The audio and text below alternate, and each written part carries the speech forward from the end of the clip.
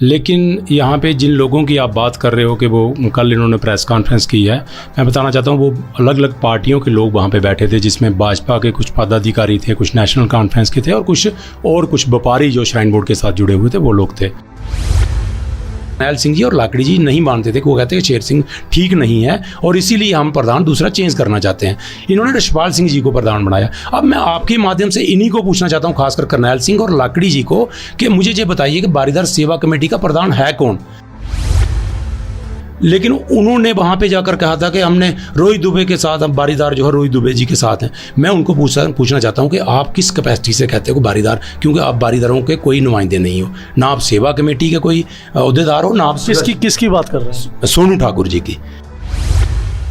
पैसे कम नहीं, मेरे पास बिल्कुल ही नहीं है, ये मैं कहना चाहता हूँ। लेकिन मैं आपके माध्यम से उस गरीब जनता को ये पूछना चाहता हूँ, क्या आप वोट डालने के पैसे लेते हो? कभी श्राइन बोर्ड की गलतियों को उजागर किया? बारीदारों की बात तो आप करते हो, लेकिन कभी मीडिया में आके नहीं की आपने, अंदर कमरे में करते हो, वहाँ पे प्लानिंग करते हो। लेकिन शेर सिंह जी तो करते रहते हैं। लेकिन शेर सिंह जी तो श्राइन बोर्ड के सीईओ के साथ चाय भी तो पीते रहते हैं। तो बलदेव राज शर्मा जी जहाँ पे कैसे रोजगार दिलाएंगे? ये सिर्फ और सिर्फ मूर्ख बनाते हैं लोगों के। इनको कुछ नहीं है, इनको सिर्फ और सिर्फ श्राइन बोर्ड को खुश करना है। श्राइन बोर्ड ने इनकी टिकट भी मैनेज की है। मैं आपको बताना चाहता हूँ, ये आप बहुत बड़ी बात बोल रहे हैं। श्याम सिंह जी, जब आप बात करते हैं तो ऐसा लगता है कि आप शायद वोटिंग से पहले ही ओवर कॉन्फिडेंट हो चुके हैं। अभी नामांकन पत्र भी आपने नहीं भरा है। डीडीसी इलेक्शंस की बात करूं तो वो भी गांव की ही इलेक्शंस थी, रूरल एरियाज उसमें आते हैं, आप उसमें हार गए। तो ये जो इलेक्शन होने वाली है इसमें आप ओवर कॉन्फिडेंट लग रहे हैं आप, क्योंकि गाँव की ही बात कर रहे हैं और डीडीसी इलेक्शन भी गाँव की थी जो आप हार गए थे। नमस्कार, NH1 न्यूज़ देख रहे हैं आप और मैं हूं हिमांशु शर्मा। जम्मू कश्मीर में विधानसभा चुनाव 10 साल बाद आए हैं और 10 साल में हर एक पार्टी के कई कैंडिडेट्स जो हैं वो दावेदार के रूप में सामने आए हैं। हमने भाजपा के साथ देखा जो हुआ जब उन्होंने लिस्ट जारी की, लेकिन इस बार जो आज़ाद उम्मीदवार हैं वो भी जम्मू हो या फिर कश्मीर हो, बड़ी तादाद में इलेक्शंस फाइट करने के लिए खड़े हो रहे हैं। आज हम बात करेंगे श्री माता वैष्णो देवी असेंबली कॉन्स्टिट्यूंसी की। 25 तारीख को यानी 25 सितंबर को रियासी डिस्ट्रिक्ट की तीनों कॉन्स्टिट्यूंसीज़ के लिए वोट डाले जाएंगे। लेकिन उससे पहले जो दावेदारियां हैं कैंडिडेचर को लेकर वो बढ़ती चली जा रही हैं। आज हम खासकर बात करेंगे बारीदारों की, श्री माता वैष्णो देवी के बारीदार। आप सब जानते हैं कि कौन हैं श्री माता वैष्णो देवी के बारीदार। हमारे साथ श्याम सिंह जुड़ चुके हैं, जिनको कुछ ही दिन पहले बारीदारों ने अपनी तरफ से असेंबली कॉन्स्टिट्यूंसी श्री माता वैष्णो देवी के लिए आज़ाद उम्मीदवार के तौर पे खड़ा किया है। ये खुद भी एक बारीदार हैं। लेकिन कल एक प्रेस कॉन्फ्रेंस होती है जिसमें शेर सिंह कहते हैं कि श्याम सिंह सर्वसम्मति के बिना कैसे हमारा प्रतिनिधित्व कर सकते हैं। इनके पॉलिटिकल सफ़र को लेकर जो आने वाले दिनों में ये करने वाले हैं, इनके कैंडिडेचर को लेकर, बारीदारों को लेकर, इनको ये किस हिसाब से प्रतिनिधित्व करेंगे बारीदारों का, उसको लेकर और कल की प्रेस कॉन्फ्रेंस को लेकर हम बारीदार श्याम सिंह से बात करेंगे। श्याम जी, स्वागत है आपका NH1 न्यूज़ में। जय माता दी हिमांशु जी। श्याम जी, आप बारीदार संघर्ष कमेटी के प्रधान भी हैं काफ़ी सालों से। बढ़ चढ़कर बारीदारों को लेकर आप बोलते रहे हैं, श्राइन बोर्ड के खिलाफ बोलते रहे हैं और समय आया असेंबली इलेक्शंस का तो बारीदारों ने आपको अपना प्रतिनिधित्व करने का मौका भी दिया। आप इलेक्शन लड़ने जा रहे हैं, लेकिन कल जो प्रेस कॉन्फ्रेंस हुई उसके बाद समीकरण बदल चुके हैं। अब बारीदार जो एक दूसरा मैं कहूँगा कि ग्रुप है, वो कह रहा है कि सर्वसम्मति से जितने भी बारीदार त्रिकूट पर्वत की पहाड़ियों के आसपास रहते हैं श्री माता वैष्णो देवी कॉन्स्टिट्यूंसी में, उनसे पूछकर ही हम अपना कैंडिडेट खड़ा करेंगे। और इसको लेकर आज उन्होंने एक बारीदारों की मीटिंग भी कटरा में बुलाई है। क्या कहेंगे आप इस प्रेस कॉन्फ्रेंस को लेकर? देखिए हिमांशु जी, मैं आपको पूरा विस्तार में बताना चाहता हूं कि बारीदारों को लेकर हम पिछले कई सालों से उनके मुद्दे को लेकर लड़ रहे हैं। मैं खुद बारीदार हूं, लेकिन यहाँ पे जिन लोगों की आप बात कर रहे हो कि वो कल इन्होंने प्रेस कॉन्फ्रेंस की है, मैं बताना चाहता हूँ वो अलग अलग पार्टियों के लोग वहाँ पे बैठे थे, जिसमें भाजपा के कुछ पदाधिकारी थे, कुछ नेशनल कॉन्फ्रेंस के थे और कुछ व्यापारी जो श्राइन बोर्ड के साथ जुड़े हुए थे वो लोग थे। मैं आपको ये बताना चाहता हूँ कि बारीदार संघर्ष कमेटी, हमारी पूरी टीम पिछले कई सालों से बारीदार के हर मुद्दे पर लड़ रही है। और आपने मीडिया में भी देखा होगा, पूरे बारीदार जानते हैं कि बारीदारों के लिए कौन फाइट कर रहा है। रही बात इस ग्रुप की, जो लोग कल प्रेस कॉन्फ्रेंस कर रहे हैं वो हमारे भाई हैं, लेकिन मैं आपको बताना चाहता हूं कि आज तक बारीदारों के मुद्दा अगर हल नहीं हो पाया तो उसका कारण भी यही लोग हैं। क्योंकि लोग बार बार पूछते थे कि बारीदारों का मसला हल नहीं हो रहा तो उसका कारण क्या है। और ये जो लोग कहते थे कि बारीदारों में ग्रुपिज्म है, ग्रुपिज्म बिल्कुल नहीं था। ये चंद लोग जो बारीदारों के ये जो प्रेस कॉन्फ्रेंस कर रहे हैं, यही लोग एक कारण थे कि बारीदारों का मसला आज किसी मंजिल तक नहीं पहुंच सका। मैं आपको बताना चाहता हूं कि जैसे माननीय शेर सिंह जी वहां पे बोल रहे थे। शेर सिंह जी अभी तो नेशनल कॉन्फ्रेंस के मेरे ख्याल में नेता हैं, जहाँ तक मुझे नॉलेज है, क्योंकि उनका पैनल में नाम भी था। किसी कारण अगर उन्हीं के पार्टी ने अलाइंस कर लिया कांग्रेस के साथ तो वो उससे आउट हो गए, उसमें बारीदारों का कसूर नहीं है। अगर नेशनल कॉन्फ्रेंस उनको टिकट देती तो वो नेशनल कॉन्फ्रेंस के मैंडेट पे इलेक्शन लड़ते। रही बात दूसरे, वहाँ पे एक मंगली जी, प्रभात सिंह मंगली जी हैं, वो शायद भाजपा में कुछ स्टेट के किसी अहदे पे हैं। दूसरे एक और बैठे थे भाजपा के वहाँ पे नेता, वो मंडल के किसी अहदे पे हैं। तो मैं ये कहना चाहता हूँ कि ये लोग पहले अपनी पार्टियों को छोड़कर, क्या इन्होंने, मैं पूछना चाहता हूं आपके माध्यम से सभी जनता को पूछना चाहता हूं कि क्या इन्होंने अपनी पार्टी से रिज़ाइन दे दिया है? जहाँ ये क्या किसी इंडिपेंडेंट अगर कैंडिडेट की बात करते हैं तो पहले पार्टी से रिज़ाइन तो देना, तो एक प्लेटफॉर्म पे आए। इन्होंने कहा कि बारीदारों ने ये डिसाइड नहीं किया। बारीदार संघर्ष कमेटी की एक बड़ी प्रॉपर नीति रही है और बड़ा अच्छा एक सिस्टम रहा है कि हमने कभी भी घर में बैठ के बात नहीं की है।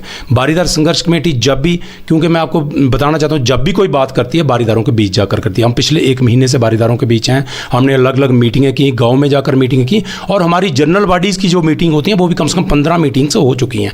उसमें ये फाइनल हुआ था कि हमारा कोई कैंडिडेट एक इलेक्शन लड़ेगा। उसमें इन्होंने माइंड बनाया था कि भाई श्याम सिंह को ये उतारेंगे। मैंने बड़ी बार इनको मना किया कि आप फिलहाल पहले पूरा विचार कर लीजिए, उसके बाद हम सोचेंगे। उसके बाद फाइनल जब हमारी मीटिंग हुई थी वो आज से 10 दिन पहले, तो उसमें ये डिसाइड हुआ था कि भाई श्याम सिंह जी इलेक्शन लड़ेंगे। लेकिन उसके बाद हमने क्या किया कि हम गांव-गांव में जी, हम कोटली में गए, सिरला में गए, हम डिडी पांगल में गए, हम बटान में गए, पंगात में गए, सरून में गए, पड़थल में गए, हम चंबा में गए, नले में गए, हंसाली में गए। हम सभी बारीदारों के गाँव में गए, या कुछ गाँव में रहते भी होंगे क्योंकि टाइम थोड़ा कम है, अभी जा रहे हैं हम। आज भी हमने कड़माल में मीटिंग रखी हुई है। तो हम एक पूरे तरीके से प्रचार पे निकल गए थे। उसके बाद जब हम ब्लैक डे बनाते थे, हमने ये अनाउंस किया था कि जिस दिन भी हम ब्लैक डे बनाएंगे उसी दिन हम अनाउंस करेंगे कि कौन बारीदारों की तरफ से कैंडिडेट होगा। तो जिस दिन ब्लैक डे का जो फंक्शन खत्म हुआ उसी के बाद फ़ौरन बाद हमने विशाल होटल में मीटिंग बुलाई और मीटिंग में हम बैठे थे। उसमें वहाँ से एक आवाज़ आई थी कि इन लोगों को भी बुला लीजिए। हमने कहा, वहाँ पे सोनू ठाकुर जी कुछ उन्होंने कहा कि भाई आप पर्चियाँ डाल लीजिए। तो हमने कहा यहाँ कोई पर्चियाँ, क्योंकि मुझे नहीं लगता कि आज के युग में ये पर्चियों वाला काम सियासत के लिए होना चाहिए, लेकिन फिर भी हमने कहा जो आपको ठीक लगता आप आइए वहाँ पे। उन्होंने हमें टाइम दिया, वो वहाँ पे नहीं आए। उससे पहले करनैल सिंह जी वहाँ पे बैठे हैं। करनैल सिंह जी मैंने खुद फ़ोन किया था आज से 4 दिन पहले। श्याम सिंह जी, मैं यहाँ रोकूंगा क्योंकि कहा यह जा रहा है कि जो लोग कल प्रेस कॉन्फ्रेंस कर रहे थे उनसे संपर्क नहीं किया गया। क्या ये सही है या गलत है? संपर्क किया गया था सबसे या नहीं किया गया था, आपकी तरफ से या बारीदारों की तरफ से? देखो हिमांशु जी, मैं माता को मानने वाला आदमी हूँ, झूठ नहीं बोलूँगा, मैं सच कहता हूँ। मैं, आप फ़ोन डिटेल देख लीजिए।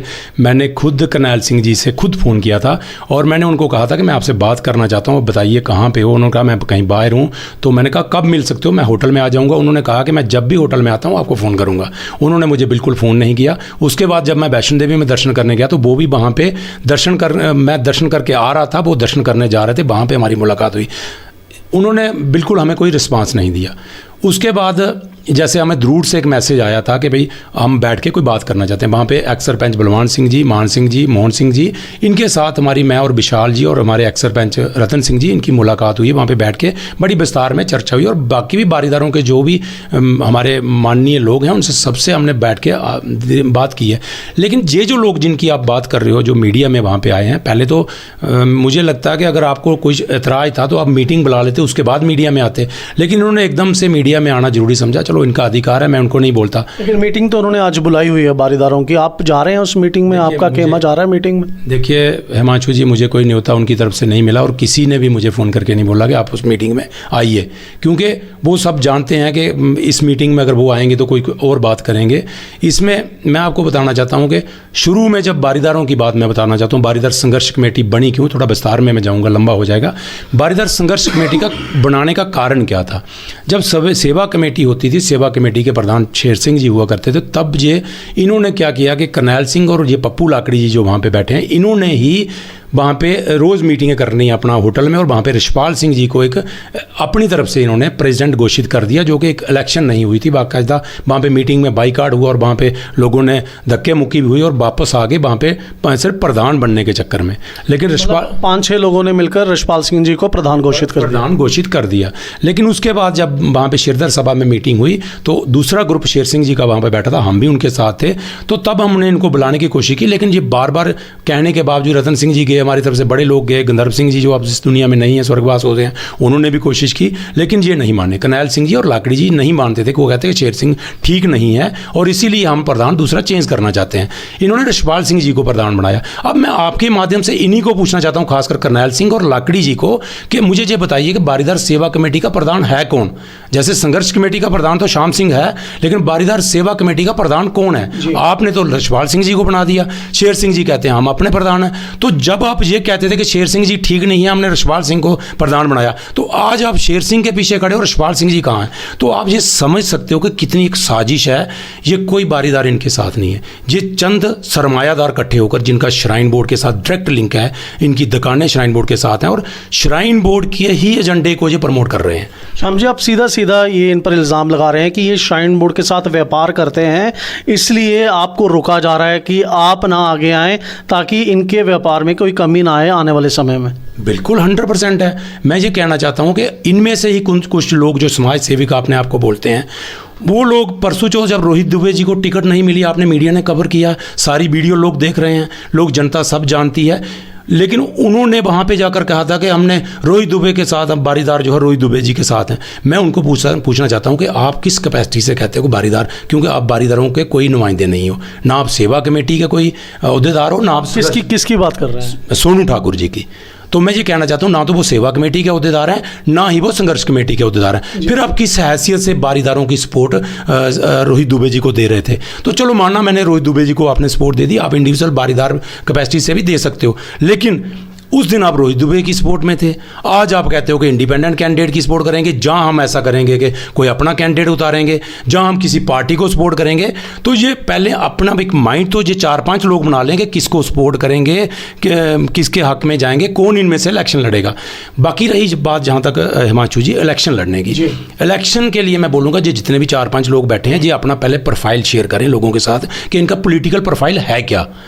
मैं आपको बताना चाहता हूँ कि मेरा अपना मैं बताना चाहता हूँ कि मैं 95 से एक्टिव पॉलिटिक्स में हूँ, चाहे मैं ग्राउंड लेवल पे हूँ, क्योंकि मैंने शुरू में 95 में मैंने कोऑपरेटिव सोसाइटी की इलेक्शन लड़ी और मैं डिस्ट्रिक्ट अपना उधमपुर के अंदर मैं वाइस चेयरमैन उसमें रहा हूँ। उसके बाद 2001 में मैंने सरपंच की इलेक्शन लड़ी। मैं सरपंच एसोसिएशन उधमपुर, जो कि उस समय 32 पंचायतें थी, अब 64-50 हो गई हैं, मैं उसमें प्रेसिडेंट सरपंच एसोसिएशन का रह चुका हूँ। उसके बाद मैंने दोबारा इलेक्शन लड़ी, मैंने जीती, तीसरी इलेक्शन मैंने हारी है, कोई इसमें बुरी बात नहीं, इलेक्शन में जीता हार तो चलती रहती है। उसके बाद मैं DDC इलेक्शन लड़ी, मैंने फाइट की एज ए इंडिपेंडेंट कैंडिडेट, मैंने बीजेपी को वहाँ पे कड़ी टक्कर दी है। और मैं टिकरी लांदर जब ये बमाग जो डिस्ट्रिक्ट का मुद्दा था, उसमें उस एजिटेशन में मैं प्रेसिडेंट उस संघर्ष कमेटी का रहा हूँ। मेरा पॉलिटिकल आप सब जानते हो। उसके बाद बारीदारों के मसले को लेकर मैं हर वक्त एक्टिव रहता हूँ, हर वक्त बारीदारों का कोई भी मसला हो, चाहे श्राइन बोर्ड का किसी इशू हो, मैं श्याम जी जो कल लोग वहाँ बैठे थे, अगर मैं शेर सिंह जी की बात करूँ, वो भी पॉलिटिक्स में काफ़ी सालों से हैं, मुझे लग रहा है ज़्यादा नहीं तो करीब 20-30 सालों से वो पॉलिटिक्स में NC से जुड़े रहे हैं, सेवा बारीदारान जो कमेटी है उसके प्रेसिडेंट भी रहे हैं, आज भी वो बारीदारों के बारे में बात करते हैं। प्रभात सिंह जी की बात करूं तो प्रभात सिंह आपको पता है कि भाजपा की तरफ से वो प्रेसिडेंट भी रहे हैं BJYM के रियासी डिस्ट्रिक्ट के, और माफ़ कीजिएगा भाजपा के रियासी डिस्ट्रिक्ट के, और उसके बाद अभी भी वो एक्टिव पॉलिटिक्स में भाजपा के साथ चल रहे हैं। करनैल सिंह जी की बात करें तो उन्होंने भी इलेक्शन लड़ी हुई है और समय समय पे बारीदारों की बात होती रहती है। मैं आपसे सिर्फ यहाँ पूछना चाहता हूँ कि अगर इन लोगों ने कल ये कहा कि श्याम सिंह किस कैपेसिटी में अपने आप को प्रेसिडेंट बोलते हैं, अगर कुछ बारीदार आपसे नाराज़ हैं जैसे वो कल कह रहे थे, तो उसमें गलत ही क्या है? अगर कैंडिडेचर आपने अपना अनाउंस किया है, बारीदारों ने अनाउंस किया है, तो कुछ बारीदारों से नहीं पूछा गया या उनको कॉन्फिडेंस में नहीं लिया गया, तो उसमें गलत ही क्या है? नहीं, बिल्कुल आप ठीक कह रहे हो। देखो, पॉलिटिकल ऐसे पूरी 100% सहमति बनाना थोड़ा सा मुश्किल होता है, लेकिन बारीदार सेवा कमेटी, संघर्ष कमेटी की बात करूं, हमने कोई ऐसा काम नहीं किया जो कि हम बंद कमरे में बैठ के, कहीं होटल में बैठ के, हम गाँव में जाकर करते हैं। जब बारीदार संघर्ष कमेटी बनी थी, हमारे ऊपर बड़े लोगों ने ये कहा था कि इनको किसने प्रधान बना दिया, कैसे बना लिया। मैंने गांव जाकर रेजोल्यूशन डाला हो, बाकायदा मेरे पास उसकी कापी है। हर गांव के उस बारीदार ने साइन किए हैं। उसमें वहाँ पे एक जनरल इजलास हुआ करता था हर गांव में, वहाँ पे सिग्नेचर हुए हैं सबके कि हम इसको प्रधान बनाते हैं। लेकिन बारीदार सेवा कमेटी बताए कि कभी गाँव में जाकर इन्होंने ऐसा किया है? बारीदार सेवा कमेटी, जब से मैं इसको जानता हूँ, सेवा कमेटी आज तक 70-80 आदमियों के अलावा किसी ने नहीं बनाई। जब भी इलेक्शन होती है 60-70 लोग बैठते हैं और वही इलेक्ट करते हैं। लेकिन बारीदार संघर्ष कमेटी गांव जाकर हज़ारों लोगों ने उसमें सिग्नेचर करके दिए हैं और तब जाकर बारीदार संघर्ष कमेटी। ऑन रिकॉर्ड है, डॉक्यूमेंटेड है? बिल्कुल 100% हमारे पास सारा रिकॉर्ड है। आप कहो तो मैं हर गाँव का वो डिटेल आपको पूरा विद सिग्नेचर मैं दिखा सकता हूँ। क्या बारीदार सेवा कमेटी ने कभी ऐसा किया? 10 लोग किसी होटल में बैठ के किसी को प्रधान घोषित करते हैं? हमें बिल्कुल उससे कोई इतराज़ नहीं है। तो आप ये कहना चाहते हैं कि बारीदार संघर्ष कमेटी ने गांव जाकर सिग्नेचर लेकर आपको प्रेसिडेंट बनाया, लेकिन ये कटरा के कुछ 5-7 मैं कहूं कि व्यापारी हैं, बिजनेसमैन हैं या पॉलिटिशियंस हैं, वही सिर्फ आपको रोकना चाहते हैं कि कहीं श्याम सिंह गांव से उठकर ऊपर ना आ जाए, कहीं एमएलए ना बन जाए बारीदारों की सपोर्ट लेकर। बिल्कुल यही बात है। जहाँ पे बात श्याम सिंह की नहीं है, ये लोग जो सरमायादार चंद बारीदारों में हैं, जिनके ऊपर माता रानी की कृपा है, ये मैं श्याम सिंह से नाराज़ नहीं है। ये किसी भी गरीब गांव के आदमी को आगे बढ़ता हुआ नहीं देखना चाहते। इनका एक पर्सनल उसमें वो रहता है। जैसे कटरा में आप मैक्सिमम देखते हो कि आज कटरा इतना सा कस्बा होने के बावजूद, जिसमें मैं आपको पॉलिटिकली ये बताऊं कि अब 90 के करीब हमारे पोलिंग स्टेशन हैं पूरे वैष्णो देवी कॉन्स्टिट्यूंसी में। सिर्फ 8 ही पोलिंग स्टेशन कटरा में हैं, लेकिन सभी के सभी कैंडिडेट कटरा से हैं। गांव से कोई कैंडिडेट अभी उभर के नहीं आया और कोई भी उनको बर्दाश्त करके राजी नहीं है। मैं ये बताना चाहता हूँ, पॉलिटिकली तो मेरा अपने प्रोफाइल मैंने आपको बता दिया, लेकिन अब इनमें से जो बातें आ रही हैं, यही जो लोग आगे बैठे हैं, ये कहते हैं बाकी तो श्याम सिंह ठीक है, लेकिन मुझे बताओ इलेक्शन लड़ने के लिए पैसे इसके पास कहाँ से आएंगे? वो पैसे कम हैं, ये बोलते हैं। ये मैं आपके माध्यम से बताना चाहता हूँ, वो बिल्कुल दुरुस्त बोलते हैं। पैसे कम नहीं, मेरे पास बिल्कुल ही नहीं है, ये मैं कहना चाहता हूँ। लेकिन मैं आपके माध्यम से उस गरीब जनता को ये पूछना चाहता हूँ, क्या आप वोट डालने के पैसे लेते हो? तो वहाँ पे जो अमला रहता है, मशीनरी रहती है इलेक्शन की, वो सब सरकारी होती है और वोट लोग फ्री ऑफ कास्ट लाते हैं, डालते हैं। तो फिर पैसे कहाँ जाते हैं, पैसे कहाँ लगते हैं, ये मैं देखने के लिए इलेक्शन में उतरा हूँ कि कहाँ वो पैसे जाते हैं। जब करोड़ों रुपए का बजट हो जाता है इलेक्शन का, पहले तो टिकटों के लिए तो चलो वो अलग सी बात हो गई, लेकिन इलेक्शन लड़ने के लिए अगर ये कहते हैं कि करोड़ों रुपए, जैसे बड़े सारे कैंडिडेट कह रहे हैं कि मेरे साथ 1 to 1 भी बात हुई है कि आप इलेक्शन की बात तो कर रहे हो, लेकिन पैसे कहाँ से आएंगे? करोड़ों लगते हैं, 4 करोड़ लगेगा, 2 करोड़ लगेगा। मैं सिर्फ इसी चीज़ को देखने के लिए इलेक्शन में उतरा हूँ कि देखूंगा, गाँव जाकर गरीब लोगों को पूछूंगा कि आप मुझे बताओ क्या पैसे लेते हो इलेक्शन में वोट डालने के? उसी चीज़ के लिए हम निकले हैं। लेकिन मैं गाँव में जहाँ भी गया हूँ, यहाँ पे बारीदारों की बात नहीं है, बारीदार एक मुद्दा है, लेकिन मैं जो वैष्णो देवी कॉन्स्टिट्यूंसी है उसकी बात कर रहा हूँ, उसके मुद्दों की बात कर रहा हूँ, उसके लिए मैं इलेक्शन लड़ रहा हूँ। मैं वहाँ पे बारीदारों के मुद्दे के लिए तो लड़ूंगा ही लड़ूंगा, लेकिन और भी लोगों के, गांव के लोगों के बड़ी परेशानी है। जैसे मैं श्याम जी दर्शकों से भी बात करना चाहूँगा। मैं अपने दर्शकों को ये बता दूँ कि बारीदार जो हैं वो हमेशा से ही पॉलिटिकल पार्टीज़ के लिए एक वोट बैंक रहे हैं और सबने इनको हमेशा, जितनी बार भी इलेक्शंस होते हैं, चाहे वो लोकसभा के हों चाहे वो विधानसभा के हों, इनके साथ वायदे किए जाते हैं लेकिन वो पूरे नहीं किए जाते। 2014 का वो वादा शायद पूरे जम्मू कश्मीर में या जम्मू कश्मीर से बाहर भी बच्चे को पता है कि प्रधानमंत्री ने इनसे वादा किया था कि आप हमें यहाँ जितवाइए, जम्मू कश्मीर में जितवाइए, तो हम बारीदारों का मसला हल करेंगे। और ऐसा ही बारीदारों ने, अगर मैं रियासी कॉन्स्टिट्यूंसी की बात करूं तो ऐसा किया था। ऐसा पहली बार हो रहा है कि बारीदारों ने इस बार ठाना है कि अपने नुमाइंदे को खड़ा करेंगे। और मैं आपको बता दूं कि श्री माता वैष्णो देवी जो विधानसभा है, ये नवनिर्मित विधानसभा है और पहली बार ऐसा होगा कि बारीदारों की तरफ से एक कैंडिडेट खड़ा होगा। लेकिन श्याम जी, यहाँ मैं आपसे पूछना चाहूँगा कि आज अगर जो बारीदार हैं जिन्होंने कल प्रेस कॉन्फ्रेंस की, एक नया कैंडिडेट आज खड़ा करते हैं, तो फिर आपकी रणनीति क्या रहेगी? देखिए, बारीदार संघर्ष कमेटी और हमारे सारे बारीदार जो हैं मैक्सिमम ये डिसाइड कर चुके हैं कि अब उन्होंने हमें कैंडिडेट घोषित कर दिया और हमने माइंड बना लिया और अब हम इलेक्शन प्रचार में हैं।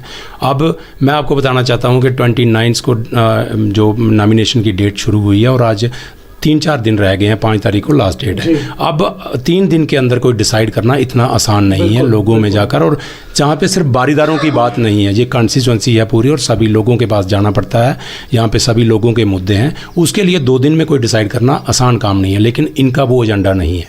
अगर इनको इलेक्शन लड़नी होती तो ये खुद कोई ना कोई अपना कैंडिडेट अनाउंस करके आज तक कर दिए होते। इनकी ये प्लानिंग है किस तरीके से बारीदारों को जहाँ पे डिस्टर्ब किया जाए। ये चंद लोग जो हैं ये उसी एजेंडे को लेकर यहाँ पे आए हो। क्या आपको लगता है जो कल प्रेस कॉन्फ्रेंस हुई है कहीं ना कहीं बारीदारों को किसी पॉलिटिकल पार्टी की तरफ ले जाने की कोशिश की जा रही थी कि वो किसी पॉलिटिकल पार्टी से जुड़ें और मसला हल करवाएं? क्या आपको लगता है उस प्रेस कॉन्फ्रेंस का एक मकसद ये भी था? देखिए, उसमें मैं नाम नहीं लेना चाहूँगा, जिस शख्स ने वहाँ पे प्रेस कॉन्फ्रेंस में ये भी कहा था कि तरुण चुग जी से बात की जाएगी, और वो तरुण चुग जी तो भाजपा से हैं, और जो कैंडिडेट जहाँ से अनाउंस हुए हैं उनके भाई जो हैं उसी शख्स से जो वहाँ पे तरुण चुग की बात कर रहा था उससे बड़ी अच्छी उनकी क्लोज रिलेशन है। वो इकट्ठे एक ही उसमें संस्था में काम करते हैं, तो वो आप एंगल सोच सकते हो कि वो सारा वही है। तो ये पूरा प्लान चल रहा है? वो पूरा प्लान है कि किसी तरीके से बारीदारों को घुमा के ये मैसेज दिया जाए कि बारीदार भाजपा के साथ जा रहे हैं और बलदेव राज जी को सपोर्ट कर रहे हैं। ये उनका ये भी एक मकसद है। अगर वो नहीं उस पर सहमति बनती है तो फिर एक इंडिपेंडेंट कैंडिडेट खड़ा करके बारीदारों को डिस्टर्ब किया, जब तक ये बारीदार जबकि ये बारीदार अब उस झांसे में फंसने वाले नहीं हो। कई बार बारीदारों का सौदा हो चुका है और यही लोग करते आए हैं। कभी बारीदार संघर्ष कमेटी की आज तक ना लड़ाई हुई है ना हमारी किसी उसमें हुई है, लेकिन हमारी एक कॉमन सहमति बनती है, उसमें ये बात हुई है और हमने अभी प्रचार में निकल चुके हैं। अब कोई गुंजाइश नहीं है जहाँ पे किसी बात की। हम आपके माध्यम से बारीदार समाज से ये अपील करेंगे कि अब इनके झांसे में मत आइए और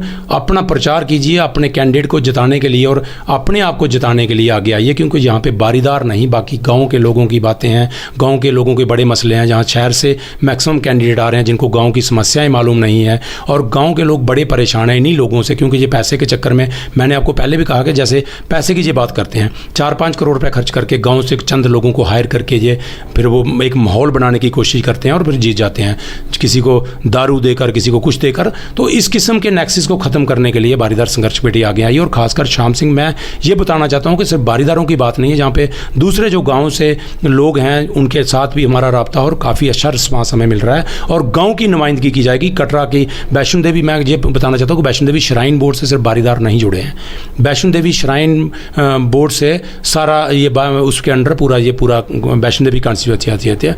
मैं ये पूछना चाहता हूँ कि आज श्राइन बोर्ड घोड़े वालों के साथ गलत कर रहा है, पिट्ठू वालों के साथ गलत कर रहा है, व्यापारियों के साथ गलत कर रहा है, बाईपास रोड निकालता जा रहा है, कटरा को बर्बाद कर रहा है। इसके लिए कौन लड़ेगा? कि ये लोग लड़ेंगे जो आगे ही श्राइन बोर्ड के साथ जुड़े हुए हैं और श्राइन बोर्ड की हाँ के हाँ साथ मिलाते हैं। ये तो आप आए दिन देखते रहते हो, ये कोई ना कोई इनमें से लीडर श्राइन बोर्ड के सीईओ के साथ चाय पी रहा होता है। श्याम सिंह को तो ये बुलाते भी नहीं क्योंकि मेरी औकात नहीं है उसके साथ बैठने की, लेकिन अगर मुझे बुलाएं भी तो मैं सीईओ के साथ कभी चाय पीना पसंद नहीं करूँगा, क्योंकि सीईओ श्राइन बोर्ड ही एक ऐसा आदमी है जो कटरा को बर्बाद करने के लिए सारा ये फार्मूला तैयार करता है और ऐसे चंद लोगों को हायर करके कटरा को बर्बाद करने पे है। मैं इनको पूछना चाहता हूं कि आप कभी श्राइन बोर्ड के साथ क्यों कभी खिलाफ नहीं बोलते? मैं करनैल सिंह को मेरे भाई हैं, मैं ऐसे नहीं बोलना चाहता हूं। जब पॉलिटिकली बात आती है तो मैं उनको पूछना चाहता हूं, आप कभी प्रेस कॉन्फ्रेंस करके कभी मीडिया में आकर कभी आपने श्राइन बोर्ड को कोसा है?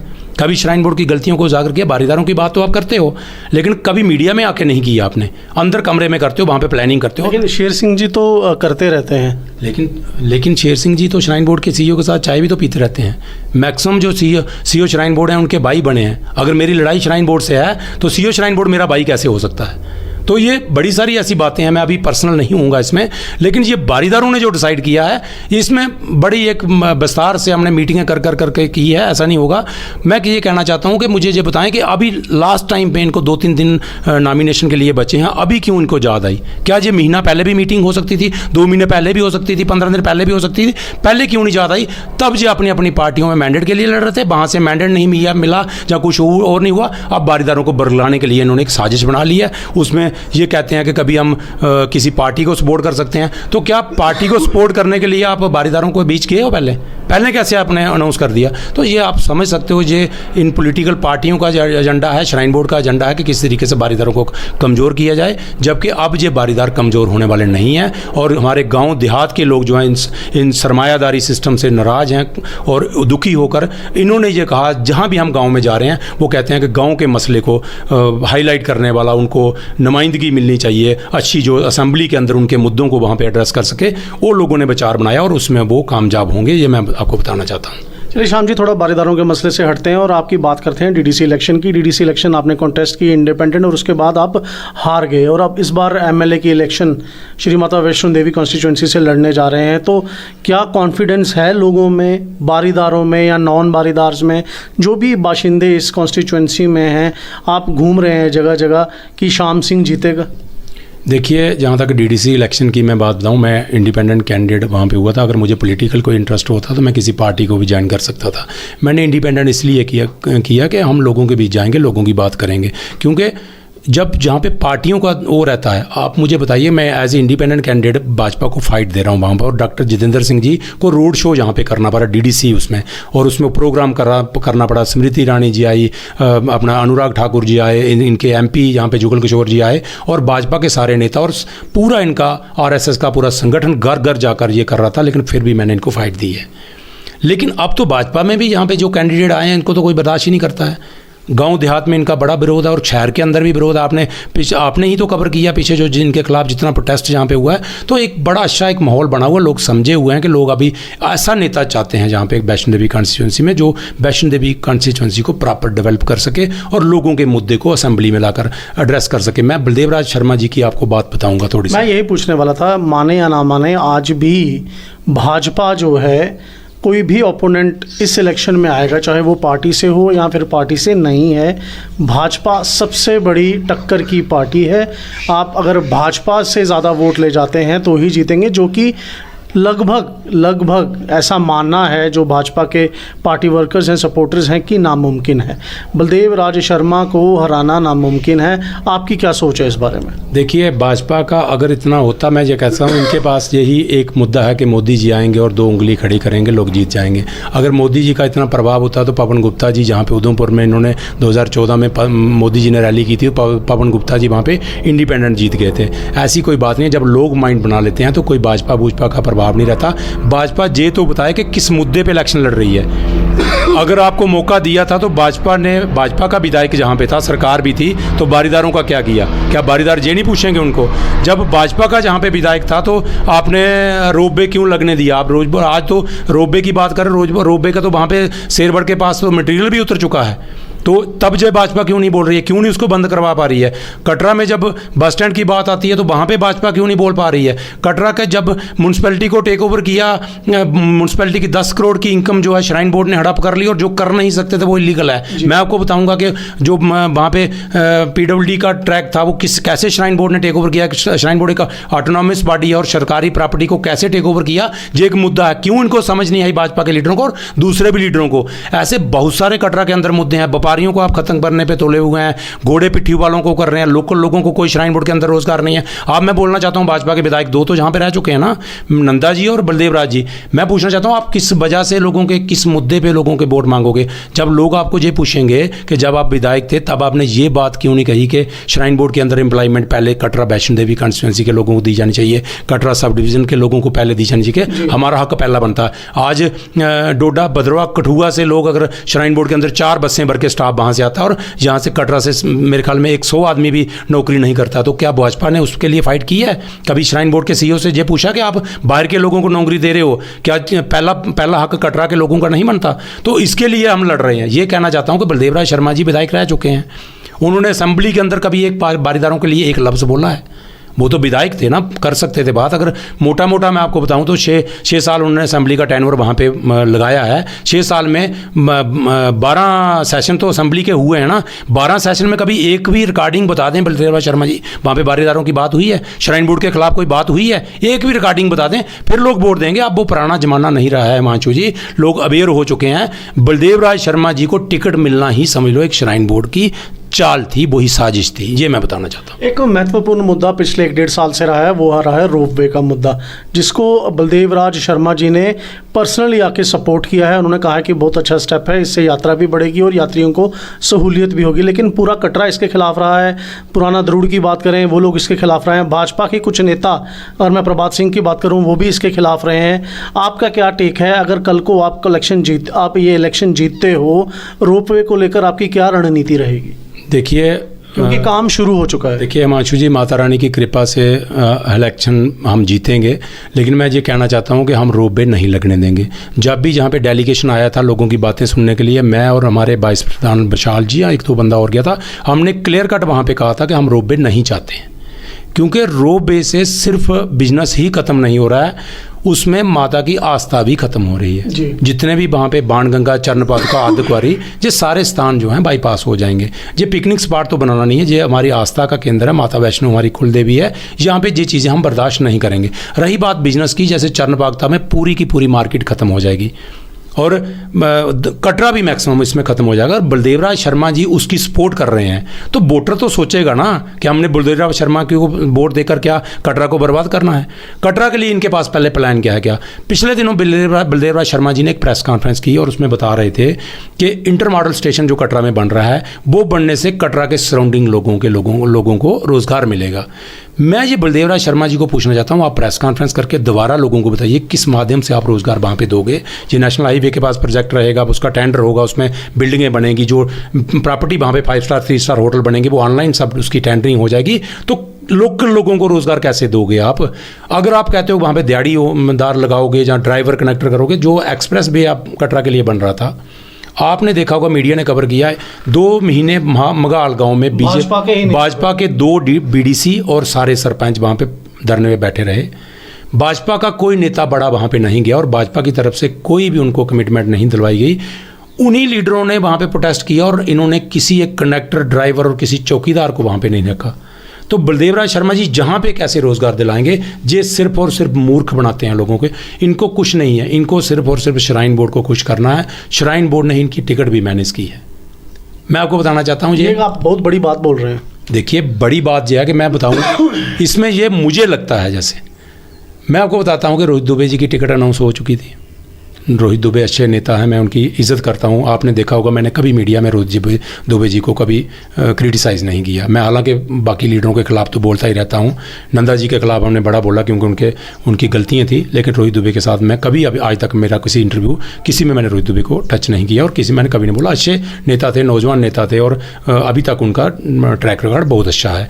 लेकिन रोहित दुबे जी को टिकट देने के बावजूद भी जब टिकट अनाउंस हो गई, उसके बाद टिकट एकदम डिलीट हो गई और उसके बाद जब दोबारा से टिकट मिलती है तो सिर्फ और सिर्फ जितनी भी टिकटें अनाउंस की थी उसमें सिर्फ कटरा की टिकट ही काटी जाती है और फिर ऐसे आदमी को टिकट दी जाती है जो श्राइन बोर्ड का सपोर्टर रहा हो और अभी भी है। तो इसमें आप समझ सकते हो कि श्राइन बोर्ड का हाथ ही है इसमें टिकट दिलाने के लिए। और वरना जितना विरोध रोहित जी का हुआ, जहाँ पे रोहित दुबे जी के फेवर में हुआ है जहाँ पे, तो भाजपा को समझना चाहिए था। बिल्कुल, ये एक बहुत बड़ा मैं कहूँगा कि इल्ज़ाम है। श्याम सिंह जी साफ कह रहे हैं कि बलदेव राज जी को टिकट जो है वो श्राइन बोर्ड के सपोर्टर के तौर पे मिली है। बहुत बड़ा ये बात श्याम सिंह ने कही है। श्याम सिंह जी, अभी कांग्रेस अपनी टिकट जो है वो लिस्ट जो है वो जारी करेगी और कौन कैंडिडेट कटरा में आता है ये अभी भी क्लियर नहीं हो पा रहा है। लेकिन अगर कोई कैंडिडेट आता है और वो कैंडिडेट अच्छा कैंडिडेट होगा जिसे लोग भी प्यार करते हैं, तो श्याम सिंह की स्थिति इस कॉन्स्टिट्यूएंसी में क्या रह जाएगी? देखिए हिमांशु जी, अब तो पहले कहना बड़ा मुश्किल होगा क्योंकि हम देखते हैं कौन सा कैंडिडेट कांग्रेस की तरफ से जहाँ उनका जो भी कंबाइंड जो उनकी हुआ है वो उसमें कौन सा कैंडिडेट आता है। लेकिन मुझे जो पैनल में लोग लगते हैं वो तो फिर वही शहर के लोग हैं, वही सरमायादार लोग हैं। गांव देहात से कब लीडर आएंगे? हमने क्या पूरी उम्र इनके झंडे ही उठाने हैं? हमने पूरी उम्र इनकी दरियाँ ही डालनी है? हमने पूरी उम्र इनके नारे ही लगाने हैं? गांव में क्या इतने इंटेलेक्चुअल लोग नहीं हैं, इतने पढ़े लिखे लोग नहीं हैं, इतने काबिल लोग नहीं हैं कि वो इलेक्शन लड़ सकें? मैं सभी पार्टियों को चैलेंज करना चाहता हूं कि आप क्यों गांव देहात के लोगों को मैंडेट नहीं देते हो? उसका सिर्फ और सिर्फ यही कारण है कि इनके पास बड़े होटल हैं, इनके पास बड़ा व्यवसाय है और ये बड़े लीडरों की सेवा करते हैं, उनको प्रायोरिटी जहाँ पे देते हैं, उनको होटल्स में कमरे देते हैं, इसीलिए ये उनको टिकट दे देते हैं। लेकिन वोट तो गांव के लोग देंगे ना। अब मैं गांव-गांव जाकर ये लोगों को बताऊंगा कि मैं आपका कैंडिडेट हूं, मैं गांव का कैंडिडेट हूं, मैं गांव की बात कर। समय कम है। बिल्कुल कोई समय कम नहीं। मैं देहाती आदमी हूं, मैं एक दिन में 10 गांव में निकल सकता हूं। मैं अभी भी जिम्मेदारी करता हूं, मैं बिल्कुल जिम्मेदारी पेशा से जुड़ा हुआ आदमी। गाँव की क्या समस्या हैं, कैसे उनसे मिलना है, क्या क्या बात करनी है, मुझे सब आता है। मुझे इसकी कोई वो नहीं। इनके लिए परेशानी, इनके लिए समय कम है, क्योंकि ये कब AC से बाहर निकलेंगे, फिर कैसे इनका वो टेम्परेचर इतना जल्दी सूट भी नहीं करेगा, क्योंकि गांव में गर्मी बहुत ज़्यादा है और जहाँ पे काफ़ी ठंड रहती है, तो वो इनको थोड़ी प्रॉब्लम होगी, मुझे कोई परेशानी नहीं है। लेकिन श्याम सिंह जी, जब आप बात करते हैं तो ऐसा लगता है कि आप शायद वोटिंग से पहले ही ओवर कॉन्फिडेंट हो चुके हैं। अभी नामांकन पत्र भी आपने नहीं भरा है। DDC इलेक्शंस की बात करूं तो वो भी गांव की ही इलेक्शंस थी, रूरल एरियाज उसमें आते हैं, आप उसमें हार गए। तो ये जो इलेक्शन होने वाली है, इसमें आप ओवर कॉन्फिडेंट लग रहे हैं आप, क्योंकि गाँव की ही बात कर रहे हैं और DDC इलेक्शन भी गाँव की थी जो आप हार गए थे। देखिए, मैं बताना चाहता हूँ कि जब मैंने इलेक्शन हारी है, मैं आपको कहा कि मैंने इलेक्शन फाइट की है, वहाँ पे भाजपा के साथ फाइट किया और डॉक्टर जितेंद्र सिंह के खिलाफ मेरी इलेक्शन थी, अनुराग ठाकुर के साथ मेरी इलेक्शन थी, MP BJP के साथ मेरी इलेक्शन थी। अगर भाजपा वहाँ पे अकेले लड़ती। आपने राजेंद्र मैंगी जी का नाम ले लिया, जिनके साथ आपकी इलेक्शन थी। इलेक्शन कहाँ थी राजेंद्र मैंगी? अगर राजेंद्र मैंगी के साथ इलेक्शन होती तो वो मेरे साथ डायरेक्ट प्रचार करते। वो फिर डॉक्टर जितेंद्र सिंह को वहाँ पे आने की क्या जरूरत थी, अनुराग ठाकुर को आने की क्या जरूरत थी, स्मृति ईरानी को आने की क्या जरूरत थी, इनके MP को आने की क्या जरूरत थी, संघ को उतरने की क्या जरूरत थी, और भाजपा का पूरा हमला वहाँ पे लाने की क्या जरूरत थी। मैं ये कहना था, मैंने मोदी के खिलाफ इलेक्शन लड़ी है। मैंने जहाँ पे राजेंद्र मैंगी के खिलाफ इलेक्शन नहीं लड़ी है, मैंने मोदी के खिलाफ इलेक्शन लड़ी है और मैंने वहाँ पे फाइट किया हुआ है। उसके बाद मैंने लगातार काम किया, मैं लोगों के बीच में रहा हूँ, उससे मुझे कॉन्फिडेंस है। ये मैं ओवर कॉन्फिडेंस नहीं हूँ कि मैं जीत ही जाऊँगा। जहाँ मुझे लोगों का प्यार दिख रहा है कि हम जीतेंगे और लोग जीतेंगे। मैं नहीं जीतूंगा, लोग जीतेंगे, बारीदार जीतेंगे, आम जनता जीतेगी, गरीब जनता जीतेगी, गांव का हर वो गरीब जीतेगा, हर कास्ट का वो आदमी जीतेगा, क्योंकि मैं हर की बात करूंगा। वहाँ पे मैं लड़ूंगा इनके लिए। मैंने ये लोगों को कहा कि आपको मेरी नुमाइंदगी अगर पसंद नहीं होगी, मुझे एक बार MLA बनाइए, मैं एक साल के अंदर रिजाइन दे दूंगा। अगर आपको मेरी नुमाइंदगी पसंद नहीं होगी, मैं हर आदमी के साथ वहाँ पे मैं अपने हर मुद्दे के लिए वहाँ पे लड़ूंगा। मैं आपको इस तरह से मैनेज करते हुए नहीं दिखूंगा। ये मैं जब आप पार्टी से हटते हैं, दोबारा बारीदारों के पास आते हैं, जो कल प्रेस कॉन्फ्रेंस हुई है, उन लोगों को आप क्या कहना चाहेंगे कि आपकी तरफ से क्या उनको सलाह रहेगी या क्या सजेशन रहेगी या क्या एडवाइस रहेगी? देखिए, मेरी तो उनसे ये अपील है कि आप बारीदार समाज को बदनाम मत कीजिए, क्योंकि ये जो मीडिया में एक चलता रहता है कि बारीदार डिवाइड हैं, ये इन चंद लोगों की वजह से डिवाइड है। आम बारीदार कोई डिवाइड नहीं है, गरीब लोग हैं और बड़ी बुरी हालत है इन लोगों की।